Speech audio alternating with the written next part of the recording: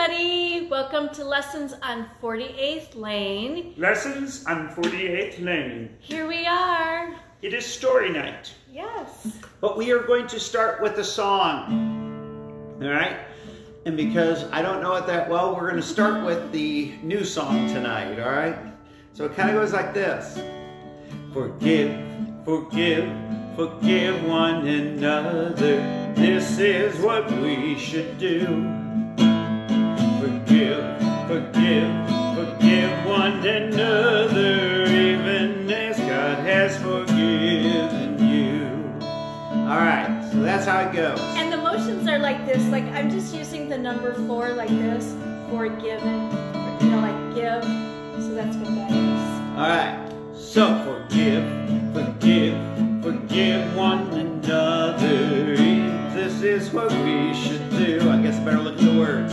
Forgive, forgive, forgive one another, even as God has forgiven you. Again, forgive, forgive, forgive one another. This is what we should do. Forgive, forgive, forgive one another, even as God has forgiven you. And then the verse goes like this. 70 times 7, 70 times 7, we should forgive one another. Sisters and brothers, sisters and brothers, we should forgive one another. Forgive, forgive, forgive one another. This is what we should do. Forgive, forgive, forgive one another, even as God has forgiven you. Let's do that verse one more time. You're going to see why we're teaching you this song tonight. 70 times 7, 70 times 7, we should forgive one another. Sisters and brothers, sisters and brothers, we should forgive one another. Forgive, forgive, forgive one another. This is what we should do. Forgive, forgive, forgive one another, even as God has forgiven you. One more time. Forgive, forgive, forgive one another. This is what we should do. Forgive, forgive, forgive one another, even as God has forgiven you. All right. So we got some things going on, and we got a story to tell. Very cool story tonight. We got that song. What else we got? And then we're going to do a little activity, and then we have a little game to do, I think, is what we have. Oh, yeah, we got all that going on tonight. So it is great to have you here on Lessons on 48th Lane. So as we do this, we've got a couple things. We're going to tell you a story. And, of course, like every story that we tell you every week comes out of the Bible. The Bible. That's right. The Holy Bible. And so today's story is actually taken from Matthew, and it is a parable. Okay. Now, do you remember what a parable is? All right. So I always use the same definition all the time. So if you know what a parable is, you can type it in. But I'm going to give you a couple seconds to try it. Okay. You're right. It's an earthly story with a heavenly meaning. Let's do that again. A parable is a earthly story with a heavenly meaning. So, we're going to tell that story tonight. This one comes from the Gospel of Matthew. Matthew was one of the disciples. He was a tax collector, remember? And God came, and in those days, tax collectors were like, boo, boo. I mean, like, really, boo, boo. People did not like tax collectors, but Jesus said, come follow me. And Matthew quit that and instead followed Jesus. And he ended up writing one of the Gospels, the stories of Jesus. And so tonight we've got from the story of Jesus according to Matthew chapter 18. All right. So first of all, Peter came to Jesus. And I wonder if all of you know anything about Peter. if you do, maybe you can type something in. That would be awesome. Yeah, I was thinking that Peter sort of has a number that's really tied with him. Yeah. Yeah, I wonder what that number is. Does anyone know? Yeah. I think that number is the number 1. No. No. 7? No. I know. How about 3? Right?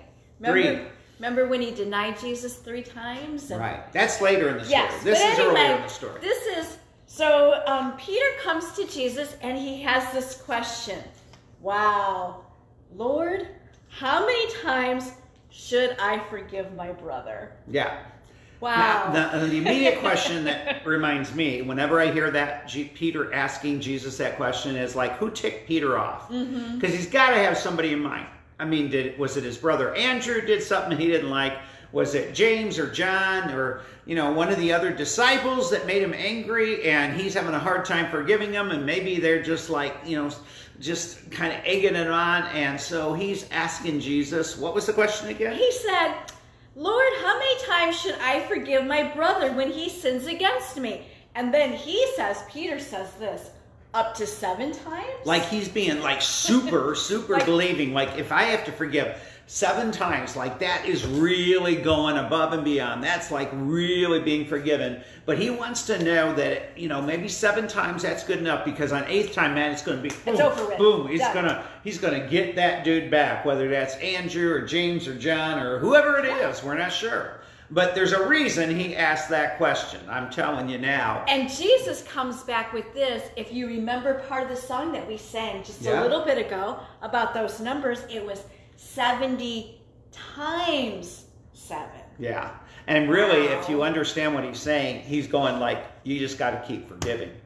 And Peter's going, whoa, wait a minute. I thought I was being like really, really over the top forgiving by, saying, well, maybe up to 7 times, even though I don't want to really up like 3 times. That's about it, man. After that, boom. I really don't want to do that. So that's the thing. That's what sets up this parable, which is a earthly story with a heavenly meaning. And here's the cool part. I get to use these little guys, okay? Can they see them? Yeah, I'm going to have to lean forward to do that. Yeah, so you can see them. Ooh, maybe I should move the phone closer, and then that way we can see better. Okay. Maybe I could do that. So Hold go on. do that. All right. And then we'll get started. Yes. All right. So here's, Whoa, that was quick. That was fast. Sorry. All right. All right, let's see if we can see the characters. What I love about this is how Jesus always teaches. He always has like this story to tell. I think it's great to present the lesson. So here we go. So there was once a king, all right? And there was this man. I don't want to say, it doesn't tell us his name in the parable. Let's just say Jeff. King Jeff. King Jeff. King Jeffrey III. All right. And so there was this man who owed the king lots and lots of money. Not just like $1 or not like $5. A couple bucks. No, like, how much? Millions and millions. Millions and millions of dollars. And I mean, this guy wasn't like a professional baseball or football player or basketball player or an actor or, an actress or anything where he would have like millions of dollars to be able to get. I mean, he's just like you and me, just a common everyday guy who doesn't have a lot of money. He certainly doesn't have millions of dollars to pay back. Okay. And for some reason, the king decided that he wanted all of his money back. So the king comes up to him and says, "Give me my money, all the money you owe me." And the man said, "Oh, but king, I do not understand. I do not have the money. I am flat broke." And he says, "Therefore you will be thrown into debtor's jail, and you will work overtime and over until you pay me back every dollar." And the man says, "Oh, but king, I can never. Just give me more time. If you give me more time, I will pay you all the way back. Please, please, please, please, please." And so the king says, "Okay, I won't just give you time. I know you'll never pay me back, so I'm going to forgive you." And the man goes, "Yee, yee."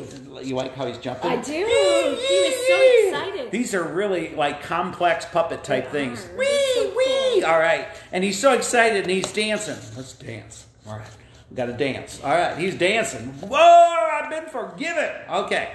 And that was so cool. Remember, he owed him so much money, and the king just said, that's okay. You don't even have to pay that debt. I forgive you that debt. Let me tell you, the IRS would never do that. So that was pretty cool what the king did. But now listen to the rest of the story because it's not quite finished yet. So this man who had his debt forgiven. And he's like dancing, dancing. He met up with another one of his friends. And this friend owed him lots of money too. Not as much as this guy. No, like $20. Yeah. Like $20. And you should have seen, let's just watch the interaction between the two of them. And so, hey, you owe me $20. I want my $20. I'm hungry. I want to go to a good restaurant and get some food. And the friend said, oh no, I do not have $20. I do not have it right now. I do not have $1. I do not have 10. I do not have 20. I do not have more. I cannot pay you back right now. And he said, oh, you pay me back now or else. And he came back to his friend and he said, oh, but if you will just let me, I promise I will come back to you and I will pay you all of it. But he did not listen, did he? No, instead, he started to choke the man. Give me that money back. I can't, I don't have it. And so he had him thrown into debtor's prison to when he could pay all the money back. Wow. Now, there were some king's servants that observed everything that was going on. And guess what they did? They went and they told the king what had happened. And the king called that man back into his room. He's shaking with rage. And he calls the other man back and he says, Why? I forgave you your debt. Why would you not forgive your brother his debt? And the man said, I don't know. I just wanted my $20. I don't know. He didn't say. So the king said, well, then you will have your debt taken, and it is no longer forgiven. You must pay me back. And he said, uh-oh, that's not good. That's not exactly how Jesus ends the story, but it's pretty close. I mean, it's pretty much that. Right. Because, he should have forgiven, right? That's the thing.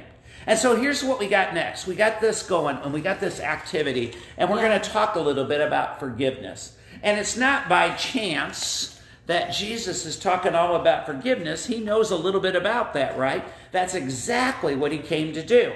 And so what we got, and I'm going to have to help you out here, okay? We're going to switch out. And I'm going to hold on because I'm going to lift the phone, and we're going to look. And once again, we have a pan. Pie pan with water in it. Okay, you can see the water. Just regular water, nothing fancy. And I'm going to put some red food coloring in here so you can really tell that there's water in there. Okay. That way you can see it. Yeah. There we go. Can you see it now? I'm also going to, this penny doesn't really serve any purpose except to, yeah, I figured out a purpose for it. Okay, so we're going to put it right there. The penny's right there. All right. And so we also have this candle right here, and I have a match. All right, so I'm going to go ahead and light this candle. Okay, I'm trying to see if I'm getting it. Okay. All right. And I'm going to light this candle, and then what I'm going to do is I'm just going to put it in here like this. That's all. And this is our way of just kind of thinking, because one of the titles that Jesus gives to himself, and then later the gospel writers echo that same thought, is he says, I am the light of the world. And I come into the world to bring light into the world where there's only darkness. So you see Jesus, and you see he's surrounded, and that red is going to represent all the sin of the world. And there's a lot. There's a lot of sin in my life, and in your life, and in everybody's life, and in the whole world. And there's Jesus standing, and he's coming in the midst. And of course, those that were listening to Jesus, they weren't at all about forgiving sinners. They were all about the religious leaders, about condemning sinners and telling them how bad they are and how they shouldn't have life. But Jesus said, I'm going to do something else. And so they took him and they nailed him to a tree, right? And that's the story of Good Friday. And let's watch what happens when we do this. And he dies, and then he is going to be put in the grave. And we're going to use this glass to kind of remember that. And I'm going to put this right over the candle, like this. And then we'll see what happens.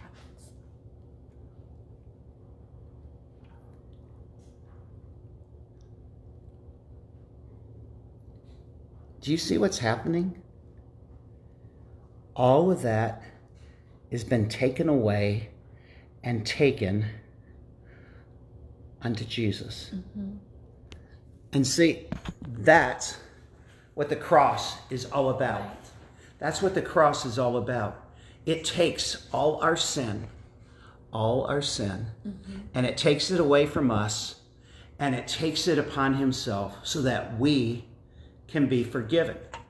And this penny that may seem like it doesn't worth much, but we are rescued and we are given great worth, because he says, you know what? You have been saved not by silver or gold, but with his holy, precious blood. What a cool part that is. Mm-hmm. That's a cool thing, that Jesus takes away our sin and we are forgiven. I was going to just tell this really quick story about something that happened to me a long time ago. This was when I was just a kid. And I remember my friend had given me a little piece of her watch that had broken off. And she said, Annette, can you just hang on to this for me? And I said, yeah, I have a special place to put it. And I put it in there. And then when I got home, I forgot all about it to give it back to her. And when I opened up my change purse, it was gone. And I was so afraid to tell her, so the next day she asked me about it, and I thought she would get really mad at me that I didn't have it. And so I kind of lied to her. I said, you know what, I forgot it. And about 3 or 4 times in a row, each day I would say that. And finally I just fessed up and I said, you know what, I just lost it. You know what she said to me? What? She goes, I forgive you. She wasn't like the guy in the story. No, and here I was. She didn't shake you and choke you and say, give me my piece of the watch back. No, and what was so weird about it was I was so worried about that. Yeah. And instead of just going to her and telling, and I think that's a lot about what we need to do with Jesus too. Yeah. Just go to him. All right. All right. So we have a little activity. Remember these things? These little things right here. Mine has numbers in them. We used to have these when I was in school a long time ago. And just some ideas about how you can treat other people. And how do you forgive? Because here's the thing. Sometimes it's not easy to forgive somebody else. Sometimes it's really okay. I mean, it's not too hard. But then there's times when it's not really very easy. And so what we're going to do is we're going to play the forgiveness. I don't know, what do you call this? The forgiveness game? Sure, forgiveness activity. All right, so I'm supposed to. So what Pastor Jeff is going to do is pick a number. Show them, and I'm going to pick. Okay, he's going to pick a number inside of here. So you see? Which number do you want? want? I'm going to pick the number 5. So we just go 1, 2, 3, 4, 5. Now I'm going to let him pick another number. All right? Okay, this time I'm going to pick 6. All right, 6. 1, 2, 3, 4, 5, 6. Now okay, and this time I'm going to pick 8. 8. So then we're going to lift it up and we're going to see what number 8 says. So you want to read that? It says to show kindness instead of meanness. Wow. Let me read that again. Yeah.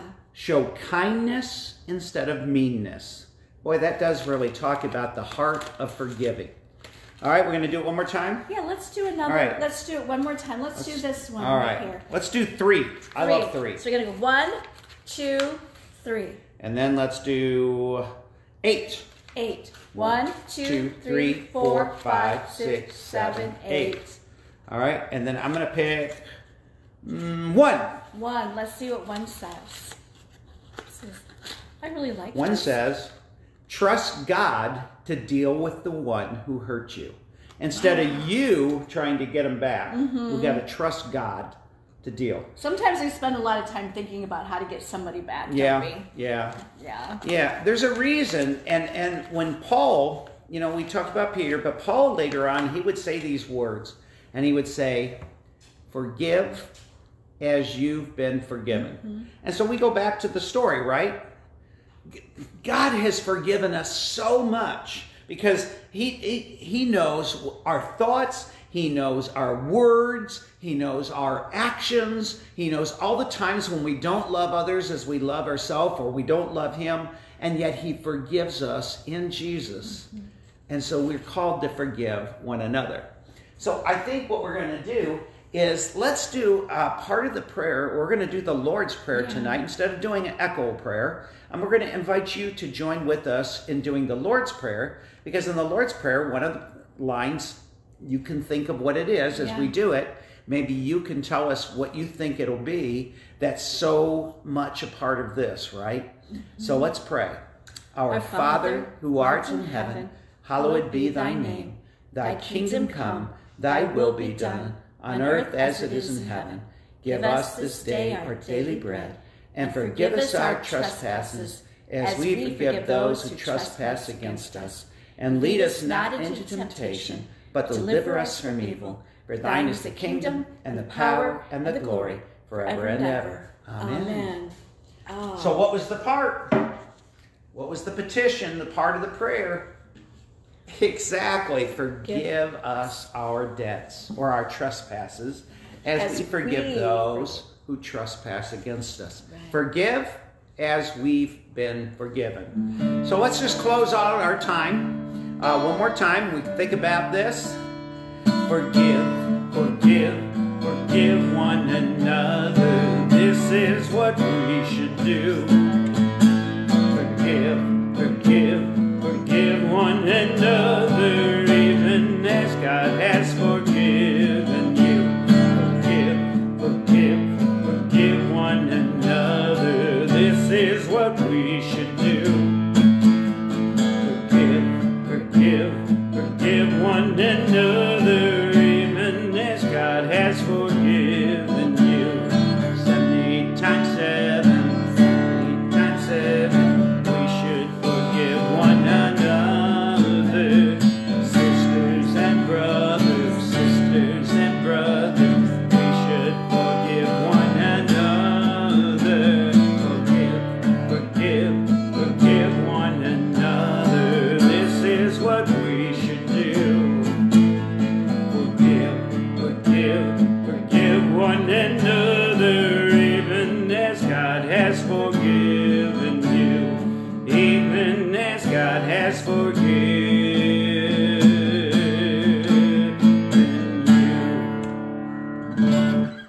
So have an awesome week. Hope that you enjoyed our time tonight and lessons on 48th Lane.